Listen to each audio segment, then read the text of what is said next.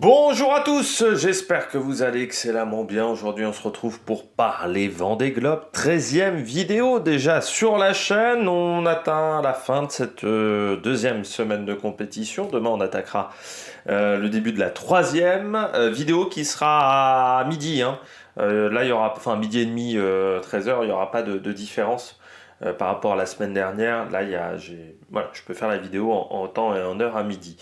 Comment vous dire? La situation là va pas être évidente et les concurrents peuvent pas vraiment jouer là-dessus au niveau météo. Mais on va y revenir un petit peu après.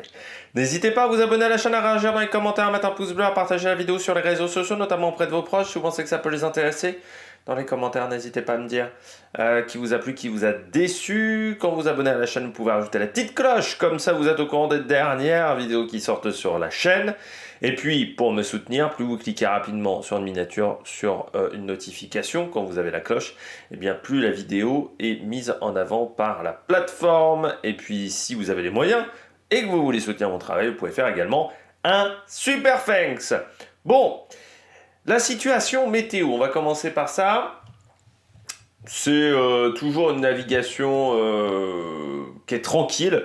On fait pas des grosses vitesses parce qu'on est dans des conditions qui sont assez particulières. Le vent, un bateau, je rappelle, pour que ça fonctionne, c'est vent de dos, vent de trois quarts d'eau. Sauf que là, vous voyez, techniquement, hier, le vent était de côté, voire des fois trois quarts face. Donc ça fonctionne moins bien un bateau dans ces conditions-là. Là, les voiles sont moins... propulsent moins le bateau. Je rappelle que ce sont des bateaux à voile, donc c'est l'énergie qui rentre dans les voiles qui permet de propulser le bateau. Donc c'est là le problème. Malgré tout, je trouve pour des conditions comme ça, ils arrivent quand même encore à faire des moyennes entre 16 et 18 nœuds, ce qui je trouve est assez dingue sur 24 heures, parce qu'encore une fois, les conditions de vent n'étaient pas exceptionnelles, ce qui fait qu'on est obligé d'avoir un angle assez fermé au niveau de la voile avant. Donc c'est pas l'idéal, mais là ça va vite encore.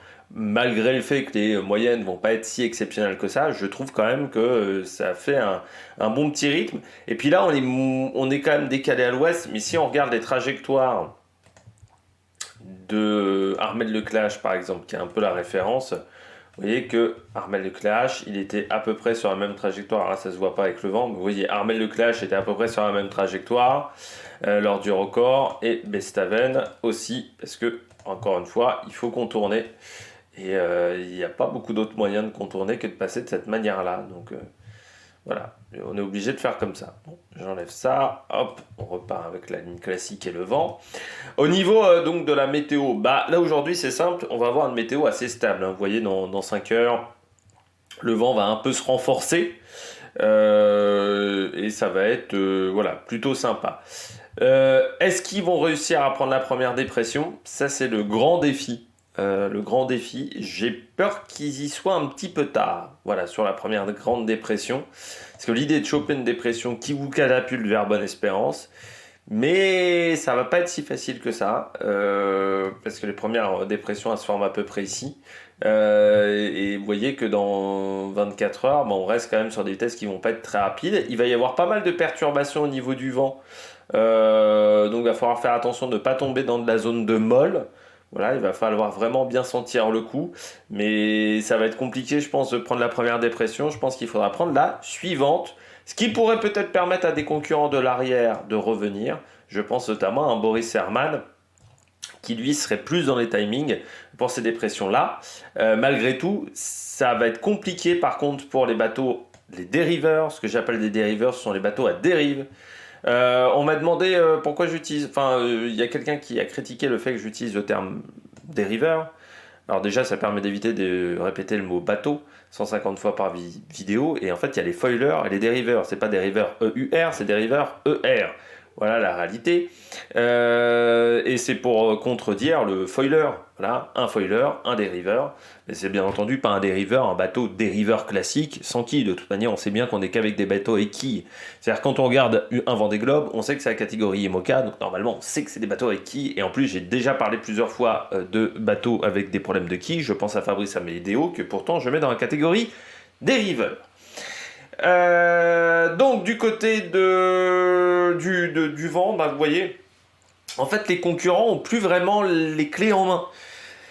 C'est un peu la météo qui soit va un peu moins vite et leur permet d'accéder à cette dépression, soit ils peuvent pas prendre cette dépression. Mais en gros, eux, ils peuvent plus agir là-dessus. Donc ça va être frustrant pour certains concurrents. Mais c'est un peu toujours comme ça du côté de Saint-Hélène, enfin du côté de ce contournement de Sainte-Hélène, parce que soit vous avez de la chance, soit vous avez pas de chance. Soit vous arrivez à prendre tout de suite la dépression et elle vous catapulte vraiment au Cap de Bonne-Espérance, soit c'est un petit peu plus compliqué. Par contre, les bateaux à dérive, eux vont être un peu en grande difficulté parce que je pense qu'ils vont se retrouver avec un chemin bloqué. Et là, on parlait hier également pourquoi je disais que certains concurrents semblaient... certains disaient que j'étais un peu défaitiste avec certains concurrents. C'est quand vous avez déjà 400-500 000 de retard, ça veut dire qu'en vitesse pure, vous n'arrivez pas à rivaliser avec les meilleurs, ceux qui sont dans le top 10. Et que deuxièmement, vous vous retrouvez dans un autre schéma météo. Alors soit c'est à votre avantage, soit c'est à votre désavantage. Mais de toute manière, même si c'est à votre avantage, comme vous n'arrivez pas à aller aussi vite que les autres, ça risque quand même d'être compliqué de les rattraper. Alors après, vous pouvez avoir de la chance, c'est d'avoir pas mal d'abandons. Sauf que même si vous êtes 30e, il faut que il y ait 25 abandons devant vous. Ou que vous alliez plus vite qu'une quinzaine de concurrents. Ce qui semble difficile dans ce genre de situation, à part si vous avez eu un gros raté technique. Donc c'est pour ça que les concurrents qui pour moi sont en dehors de ce top 30, pour moi ça commence déjà à être compliqué. Ceux qui sont entre 30 et 40 pour aller chercher un résultat mieux que top 15. Et même top 15, il va falloir quand même cravacher dans les mers du Sud et avoir un petit peu de chance du côté de la météo. Donc vous voyez, donc météo simple, voilà, on attend. On est dans c'est un peu une étape de transition aujourd'hui, on pourrait dire. C'est un peu ça, parce qu'il n'y a pas... il n'y a pas de possibilité d'aller plus vite. Donc on est un peu bloqué. Voilà, on est un peu bloqué en ce moment du côté des concurrents. Donc il va falloir voir comment ça va se dérouler dans les heures à venir. Mais je pense que si on reste sur ces vitesses-là, on n'arrivera pas à prendre la dépression. Je pense qu'on sera trop court pour aller choper la dépression. C'est ce que pense notamment Johan Richomme ce matin lors de la vacation. Par contre, ouais, on sait déjà que le peloton va se couper en deux certainement. Je pense qu'un Louis Burton et un Zabel Yoshke, ils doivent cravacher. Parce que eux, ils sont déjà sur l'idée de prendre la dépression d'après. Mais même pour prendre la dépression d'après, eux, faut pas qu'ils la ratent. Parce que sinon, ça fera des écarts importants. Donc, Louis Burton, là, il va falloir cravacher, je pense, aujourd'hui et demain, pour aller choper la bonne dépression. Les petits problèmes techniques du jour. Ça va. Jean-Luc Ham a retrouvé ses crocs. Rapidement, voilà. Je sais pas comment il a fait pour perdre un truc dans un... Les bateaux sont pas très grands quand même, pour perdre un truc dans 12 mètres carrés. Ça fait même pas 12 mètres carrés un bateau, mais voilà, dans 5-6 mètres carrés. Voilà, donc il avait perdu ses crocs, il les a retrouvés. Même si du côté de Jean-Luc Ham, pour le moment, ça avance pas bien vite avec cette trajectoire plein est. Mais l'avantage, c'est qu'il est avec un bon petit peloton avec lui. Je dirais, avec les dériveurs, il y a une belle bagarre en ce moment. Et c'est difficile, je pense qu'il a un petit avantage par rapport à ses adversaires, mais va quand même pas falloir se rater. Mais il y a une belle bagarre là au niveau des bateaux à dérive. Ça va être intéressant à suivre. Sam Davis, petit problème de réparation de lumière, en sachant qu'elle n'a qu'une lumière de secours. Elle a réussi à réparer sa lumière numéro 1, qui avait un petit problème technique. Donc voilà, petite réparation, ça n'a pas coûté beaucoup de temps. Même si elle a une trajectoire différente des autres. Ils sont sur une trajectoire plus est, donc plus route idéale, mais il faudra voir si au niveau de la vitesse ça tient. Du côté de Samantha Davis et Clarisse Kremer. Benjamin Dutreux également est sur cette trajectoire-là pour le moment, donc ils essayent de passer un peu plus nord que les concurrents à l'ouest. Sébastien Simon, lui, a indiqué qu'il y a quelques jours avant de passer l'équateur, il avait eu un coup de chaud pendant 24 heures. Et donc c'est peut-être pour ça qu'il avait perdu un petit peu d'avance. Avec les cockpits fermés, il a dit c'est monté à 39,8 dans le cockpit. Et c'est pas 39,8 pendant 10 minutes, c'est 39,8 pendant une grande partie de la journée. C'est un peu le problème de ces cockpits fermés, c'est-à-dire que dans des conditions mer du Sud, c'est un avantage parce que vous êtes au sec et qui vont être bien mieux en termes de performance. Par contre, dès qu'il fait un petit peu chaud, il n'y a plus de vent qui rentre dans le bateau, ou très peu de vent qui rentre dans le bateau, donc ça ventile pas du tout, et comme c'est du carbone, ça prend tout de suite des températures, ça prend des pics de température importants, et il n'y a pas la clim sur le bateau. Alors il y a des petits ventilateurs qui sont quand même des ventilateurs, et c'est les petits ventilateurs de table. Si vous avez déjà vu ça, les petits ventilateurs de table, ça ne permet pas de vraiment rafraîchir une pièce. Donc voilà, c'est un petit peu compliqué pour les concurrents au niveau de température. Et donc Sébastien Simon a eu un petit coup de chaud. Nicolas Luneven également disait qu'il avait du mal à s'adapter à ces fortes températures.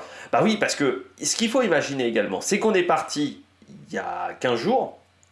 Il faisait beau, il faisait 10 degrés. Donc on est parti, il faisait 10 degrés, plein soleil.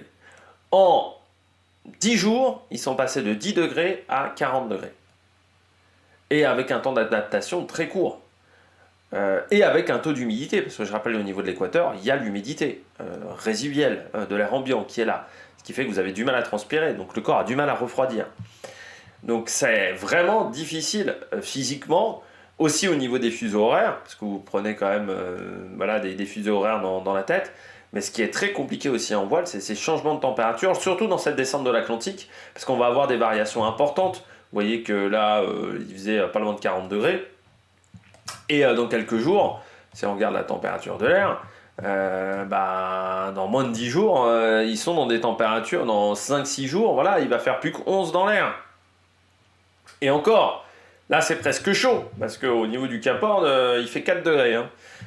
Et 4 degrés, c'est pas de 4 degrés 5 minutes encore une fois, hein, c'est 4 degrés pendant 24 heures, avec une possibilité de chauffage qui est très restreinte.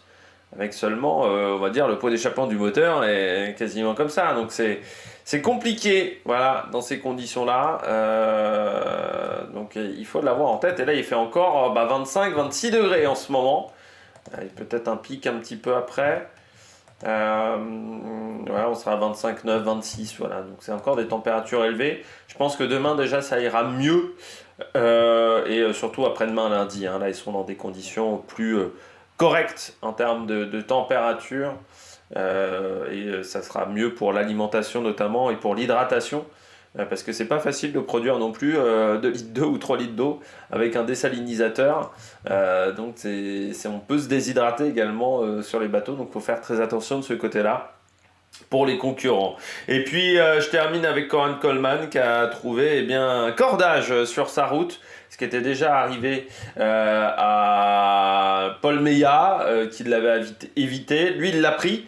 Heureusement déjà c'est qu'il n'a pas un bateau à foil, et deuxièmement c'est que c'était pas un gros cordage, mais ça permet de rappeler que la mer n'est pas très très propre et qu'on peut retrouver même au milieu de l'océan des petites merdes et qui peuvent avoir des conséquences, je vais un petit rototo, des conséquences sur votre course parce que ça peut endommager la coque.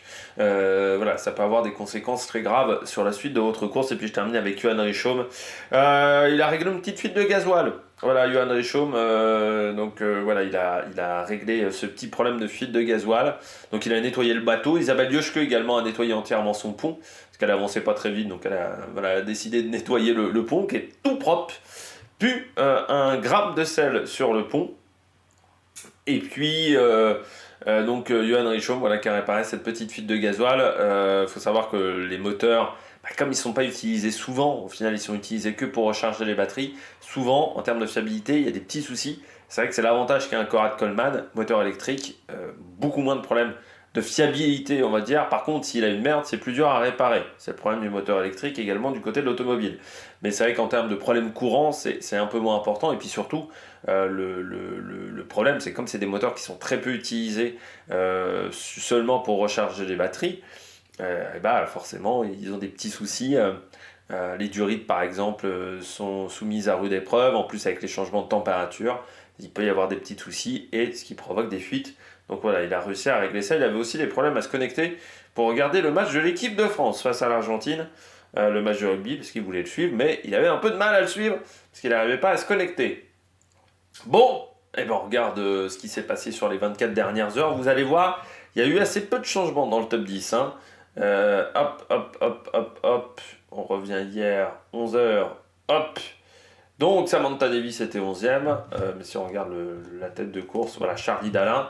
Hier, il avait 12 000 d'avance. Et vous voyez, ça avance. On va même zoomer un petit peu. Hop. Pour vous montrer que les trajectoires ont assez peu dévié. De ce côté-là, et donc l'avance a légèrement augmenté hein, quand même. On est maintenant à 31 000 d'avance. Et c'est pareil avec Goodchild. L'avance a un peu augmenté. Et Sébastien Simon, lui, ça s'est stabilisé un petit peu. Voilà, du côté de Sébastien Simon. Du côté de Johan Richomme, lui, il est remonté. Il a repris 10 000 là sur les dernières heures. Allez, sur les 4 dernières heures, il a été un petit peu plus vite. Puis Jérémy Biyou est toujours dans le match. Pas d'informations sur son problème de genou à Jérémy Biyou. Hein. Pas d'informations supplémentaires. Si on prend Jérémy Biyou, voilà, il était à 64. Il est désormais voilà, à 66. L'écart s'est stabilisé. Donc je dirais que tout le monde est à peu près dans des conditions similaires, ce qui se voit pas mal sur les temps sur 24 heures, où il n'y a pas des grosses différences de vitesse entre les différents concurrents. Tout le monde est très proche en termes de 1000, hein, ça se tient à une cinquantaine de mille dans le top 10. On y reviendra en fin de vidéo. Bon, Charlie Dalin qui continue, la vitesse est pas mauvaise. Là, vous voyez, il commence à partir un petit peu est. Mais plus tard que Samantha Davis et Clarisse Kramer, qui elle avait décidé d'avoir cette stratégie-là un petit peu plus tôt. Donc ça se passe plutôt pas mal hein, pour Charlie Dalin, toujours une fois ce bateau qui est très polyvalent. Donc dans ces conditions-là, ça marche mieux que ses adversaires, vu qu'il a fait 92 000 sur les 4 dernières heures. Quoique derrière, oui, ça va aussi bien, sauf par rapport à un Thomas Ruyant, du côté de la VMC, ça doit être meilleur. Là, il est 22,6, 22,3. Non, c'est stable. On sait qu'il y a une petite différence de ce côté-là. Et c'est Sam Goodchild qui est un peu plus à l'ouest que ses petits camarades désormais, qui lui va un petit peu moins vide qu'un Johan Richomme, qui lui carbure, ou un Sébastien Simon. Ils se tirent bien la bourre les deux en ce moment, ce qui leur permet de revenir un petit peu sur la tête de course sur Charlie Dalin, avec des écarts qui restent limités à une cinquantaine de mille. C'est vraiment pas grand-chose. Et dans ce top 10, on reste toujours extrêmement serré. C'est juste Clarisse Kramer qui a perdu un petit peu de mille sur les dernières 24 heures. Donc voilà, du côté de Charlie Dalin, on reste à une belle vitesse pour le moment. 23 000 sur les 4 dernières heures, 19,3 sur les 24 dernières heures. Donc c'est plutôt pas mal. Et du côté de Thomas Ruyant, voilà, on est un peu moins bien en VMC, malgré une vitesse qui est à peu près équivalente, parce que là on était à 18 contre 17,2, donc il y a 0,8 d'écart. Donc ça fait des petites différences par rapport au vent. Je vous rappelle, la VMC, c'est la vitesse par rapport au vent. Pas la vitesse traditionnelle, on va dire en nœud classique de moyenne sur 24 heures. Sam Goodchild, donc lui il est pas top en vitesse. Vous voyez, surtout il a 1 de moins en VMC que Charlie Dalin, bon, un peu moins bien également que Thomas Ruyant, donc l'écart augmente légèrement. Alors légèrement, encore une fois on est sur du 47 000 de retard, c'est pas énorme. Voilà, et puis derrière, il y a un beau petit peloton là. Hein. Déjà la bagarre Richomme, Simon, qui sont 3 et 4. Pourquoi? Par rapport à Goodchild, plus proche de la route idéale. Donc le classement se fait par rapport à la route idéale. Donc c'est ce qui fait des petites différences. Voilà, et ça se passe plutôt pas mal du côté des deux, et surtout des grosses moyennes sur les 4 dernières heures, hein, quasiment 100 000 de parcourus, encore une fois avec du vent qui re-rentre. C'est des concurrents qui risquent de revenir de l'arrière, parce qu'on a vu que Johan Richomme, il était rapide. Et où est Nicolas Lundven? J'ai oublié Nicolas Lundven. Il est un petit peu derrière, voilà, il est dans le groupe avec Biyou. Bestaven également, qui avance bien en ce moment, qui a fait une belle journée, 456 000 de parcourus, mais ça navigue bien. Et Biyou également a accéléré assez fortement, là aussi avec 23 000 de parcourus, 92 000 de parcourus sur les 4 dernières heures. Nicolas Lundven également sur la même vitesse, donc ça a tendance plutôt à revenir de l'arrière de nouveau, même si les écarts sont restreints, hein. On reprend 1, 2 ou 3 000 grand maximum. Paul Meillat, lui, ça va un petit peu moins vite, mais lui il est plus proche de la route idéale aussi, donc c'est pour ça qu'il se retrouve pas mal dans le classement. Et il a surtout devancé Justine Métro. Pas une grande journée de Justine Métro hier. 427 000 de parcourus, c'est 10 000 de moins que Paul Meillat, mais si on compare à un Jérémy Biyou, eh bien voilà, hein, on est sur 50 000, sur 30 000 de moins, 30 000 de moins également qu'un Johan Richomme, même plus par rapport aux deux de devant là, qui vont à une grosse vitesse, et c'est moins bien, c'est 40 000, 50 000 de perdus. Donc c'est un peu beaucoup, voilà, en 24 heures. Donc peut-être un petit problème technique, ça n'avait pas l'air d'être le cas. Peut-être un bateau tout simplement qui est de génération précédente et qui a du mal à être performant dans ces conditions-là. Et puis on retrouve ensuite Samantha Davis qui est sur une trajectoire totalement différente de ses petits camarades. Donc en gros, c'est marqué que 105 000 d'écart, mais elle est un petit peu plus loin en réalité. Si on regarde dans latitude, ça j'aime bien faire cet écart-là. En latitude, il y a plutôt 150 000. Voilà, vu qu'elle est décalée et plus proche de la route idéale, donc ce qui fait des petites différences au classement. Mais surtout, Samantha Davis, elle va plus vite que Clarisse Kremer. 40 000 d'écart désormais entre les deux. On va voir ça même en suivant Clarisse Kremer sur les 24 dernières heures. Hop, on revient hier à 11 heures. Vous voyez que les deux étaient quasiment côte à côte, même une Clarisse Kremer qui était légèrement devant.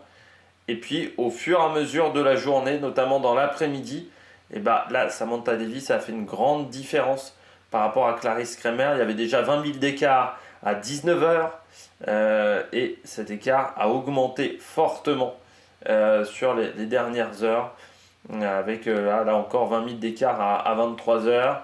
20 000 également. Et puis là, elle s'est vraiment échappée depuis 3 heures du matin, Samantha Davis, par rapport à Clarisse Kremer. Et surtout, Clarisse Kremer, elle va voir, si vous regardez bien également, Boris Herrmann revenir un petit peu sur elle par rapport à hier. Si on repart également en arrière, hop là, c'est le manège. Vous voyez là, hier, il y avait par rapport à Boris Herrmann, il y avait 60 000 d'écart. Et vous voyez que cet écart s'est bien réduit aujourd'hui. Voilà, hop, on resuit. Vous voyez, c'est le bateau gris. Je vais enlever les températures. Là, c'est le bateau gris, Boris Herrmann. Il y a Pipe Air qui est le bateau bleu également, si vous voulez voir par rapport à Clarisse Kremer. Et là, vous voyez, hop, hop, hop, hop, Boris Herrmann, il fond sur elle, notamment quand on contourne Fernando de Noronha. Et là, l'écart s'est vraiment réduit. Là aussi, 40 000 à la nuit. Donc, je rappelle qu'au départ, il y avait 60 000. Et là, ça a bien diminué sur les dernières heures avec Boris Herrmann. Voilà, il y a plus que 50 000 d'écart, donc ça s'est réduit également, alors que Pipe Air, elle a perdu des positions, elle va un petit peu moins vite. Boris Herrmann lui retrouve des conditions un peu plus favorables pour son bateau, et on voit les différences sur les 4 dernières heures. Boris Herrmann, il est à quasiment 80 000 de moyenne, contre 70 pour Clarisse Kremer, et 60 pour Pipe Air, et même Benjamin Dutreux revient un petit peu, 73 000 de parcouru sur les 4 dernières heures. Romain Attanasio, toujours à la porte du top 15, ça se passe bien pour Romain Attanasio pour le moment. Alors il a un petit peu moins de vent que ses petits camarades, donc ça va un petit peu moins vite aussi. Mais voilà, il reste dans des très bonnes moyennes pour le moment. Et puis surtout, il est devant Damien Seguin, qui hier a quand même fait une journée à plus de 400 000 de parcouru, mais toujours en retrait. En fait, il paye son début de course, Damien Seguin, où il n'était pas bien parti. Autant Samantha Davis, elle a réussi à rectifier le tir. Autant Damien Seguin, lui, n'a pas réussi à revenir dans le match véritablement sur le long terme. Donc ça commence à faire un petit écart. Damien Seguin, il est déjà à 295 000. Donc comme vous voyez, il a déjà 16-17 heures de retard sur la tête de course. Donc ce qui fait un peu beaucoup. Et puis Lou Burton, lui, il a un jour de retard. Si on regarde grosso modo 415 000, vous voyez que c'est une petite journée de retard. Et il est déjà plus dans le même schéma météo de ce fait. Donc lui, son objectif maintenant, c'est de cravacher pour aller chercher avec Isabelle Yoshke la dépression, parce que c'est peut-être les deux derniers qui pourront prendre la bonne dépression. Et ensuite, hop, les dériveurs, ils seront dans un autre match. La bagarre des dériveurs, pour le moment, c'est toujours Jean Le Cam qui est en tête, mais avec une avance de 1,006 seulement sur Éric Bellion. Les deux bateaux neufs qui prennent un petit peu l'avantage. Éric Bellion qui a fait une belle journée. Si on compare par exemple à Violette d'Orange, les deux étaient côte à côte hier.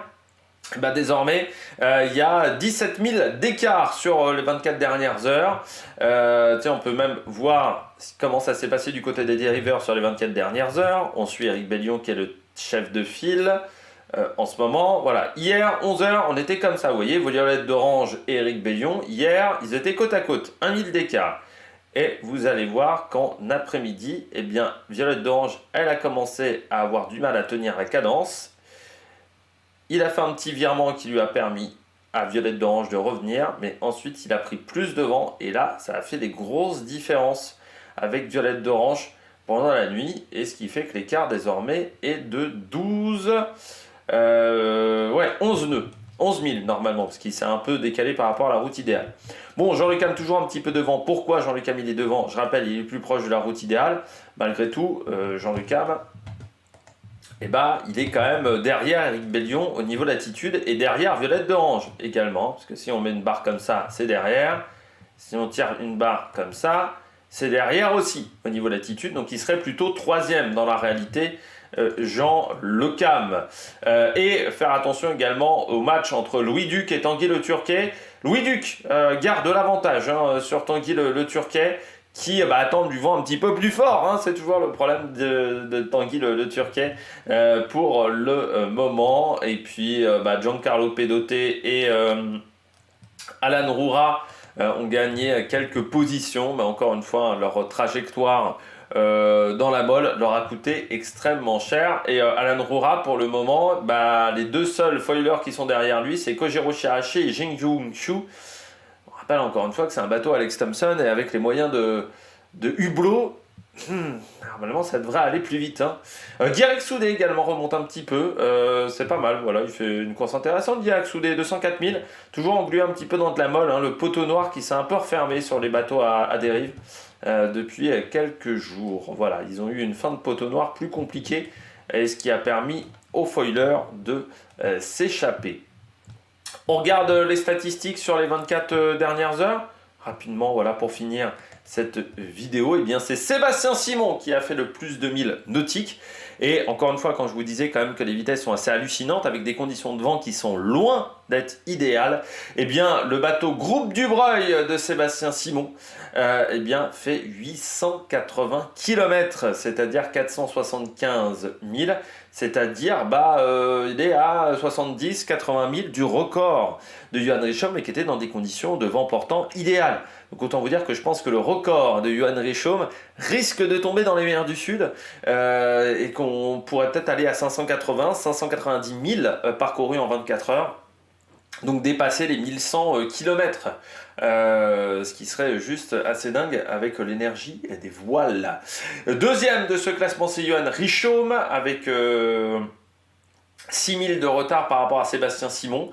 Ensuite, on retrouve Charlie Dalin, Sam Goodchild, Jérémy Bayou, qui est dans le bon paquet, en sachant qu'entre Johan Richomme et Jérémy Bayou, il y a seulement 13 000 d'écart, donc ça fait une vingtaine de kilomètres de parcourus au moins pour Jérémy Bayou, donc ça reste assez proche. Puis on retrouve ensuite Bestaven, Samantha Davis, Nicolas Lunven, Thomas Ruyant et Paul Meillat qui clôture ce classement. Paul Meillat qui avait fait un début de course piano qui commence à prendre pas mal de rythme. C'est intéressant ce qu'il fait sur Biotherme, Paul Meillat, avec son petit conseil du jour.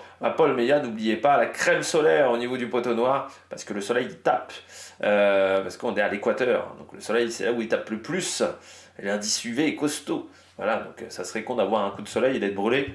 Donc il utilisait la crème de son partenaire. Et puis on regarde un petit peu les écarts. L'écart avec le dernier, Salbosch-Verès, hier il y avait 2200 km, désormais il y en a 2993. Pourquoi? Parce que Salbosch-Verès il est toujours dans de la molle. Alors lui c'est vrai qu'il est reparti presque dans les pires conditions. Voilà, c'est compliqué. Il contourne les Canaries, mais alors vous voyez il est au-dessus du Cap Vert, pardon. Il est au-dessus du Cap Vert. Je pense qu'il ne savait pas passer à l'ouest ou à l'est, donc il n'a pas voulu choisir. Ça va lui faire perdre beaucoup de temps, ce passage-là. Et vous voyez, il a des moyennes à moins de 200 000 en 24 heures. Donc Xing Yushu, sur les 24 dernières heures, lui a mis encore 60 000 dans la tête. Donc il y a presque 800 000 d'écart entre les deux. Donc c'est vraiment une course en solitaire pour l'instant, ce qui fait Salbosch-Verès. Et ça va pas être facile à gérer pour la direction de course, tout simplement, parce qu'il va falloir réussir à être bien sécuritaire dans les mers du Sud. Et avec des écarts comme ça, dans les mers du Sud, ça risque de s'agrandir encore. Donc s'il y a 4000, 5000 km entre le premier et le dernier, pour la direction de course, ça va être des nœuds dans la tête. Et puis l'écart par rapport au record, on a encore perdu du temps. Hier, 748 000 désormais d'écart, donc 1384 km, donc une grosse journée et demie, voire un petit peu plus. C'est un 40 heures, 42 heures de retard pour Charlie Dalin par rapport à Armel Lecléache. Donc ça va pas être facile à rattraper tout de suite. Malgré tout, je pense que dans les mers du Sud, ces bateaux-là sont plus rapides que le bateau d'Armel Lecléache, qui était la première génération de bateaux à foil. Donc forcément, en 8 ans, presque 10 ans même, on a progressé sur la conception de ces bateaux. Eh bien nous, on se retrouve demain, même heure, pour faire le débrief. Déjà faire un premier bilan de ces 2 premières semaines de compétition. Allez, ciao ciao sur la Méric Production.